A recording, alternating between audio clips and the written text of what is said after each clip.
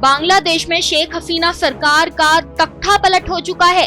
वहाँ के हालात बहुत ही तनावपूर्ण हैं। बांग्लादेश में हिंदुओं की बेरहमी से हत्या की जा रही है। ऐसे में वहाँ आर्मी शासन स्थापित हो चुका है और अंतरिम सरकार का निर्माण भी किया जा चुका है, जिसके चलते बांग्लादेश में मोहम्मद यूनुस को अंतरिम सरकार का सलाहकार का पद भी दिया जा चुका है। बता दें कि चर्चा है कि ये तख्ता पलट आरक्षण के मुद्दे को लेकर हुआ है, लेकिन ज्यादातर लोगों का कहना है कि इसके पीछे अमेरिका का हाथ है और तख्ता पलट से पहले खुद शेख हसीना ने भी इस बात की ओर संकेत किया था। बांग्लादेश की पूर्व प्रधानमंत्री शेख हसीना का कहना है कि उनकी सरकार गिराने के पीछे अमेरिकी साजिश है। मीडिया रिपोर्ट्स की माने तो सेंट मार्टिन द्वीप न देने के कारण उन्हें सत्ता से बेदखल किया गया है। प्रधानमंत्री पद से इस्तीफा देने और बांग्लादेश छोड़ने के बाद शेख हसीना की ये पहली टिप्पणी है।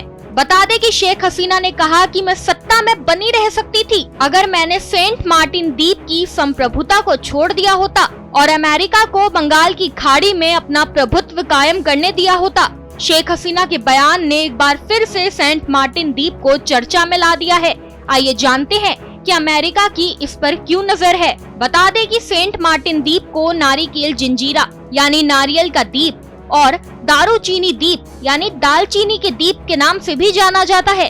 बंगाल की खाड़ी के उत्तर पूर्वी भाग में स्थित इस द्वीप का क्षेत्रफल केवल 3 वर्ग किलोमीटर है और इसमें लगभग 3700 निवासी रहते हैं, जो मुख्य रूप से मछली पकड़ने, चावल की खेती, नारियल की खेती आदि जैसे काम करते हैं। वहीं हम आपको ये भी बता दें कि 18वीं शताब्दी में अरब व्यापारियों ने इसे पहली बार बसाया था और इसका नाम जजीरा रखा था। 1900 में एक ब्रिटिश भूमि सर्वेक्षण दल ने सेंट मार्टिन द्वीप को ब्रिटिश भारत के हिस्से के रूप में शामिल किया और इसका नाम सेंट मार्टिन नामक एक ईसाई पादरी के नाम पर रख दिया।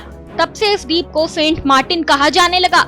लेकिन अब सवाल ये है कि आखिर इस द्वीप पर अमेरिका की क्यों नजर है। दरअसल ये द्वीप बंगाल की खाड़ी में स्थित है, इसलिए अमेरिका इस द्वीप पर बेस बनाकर चीन पर नजर रखना चाहता है। चीन धीरे धीरे एक शक्तिशाली देश के रूप में उभर रहा है, जो कहीं न कहीं अमेरिका के डर का कारण भी है। अब दिक्कत की बात यह है कि बांग्लादेश के भारत के साथ साथ चीन से भी अच्छे संबंध है।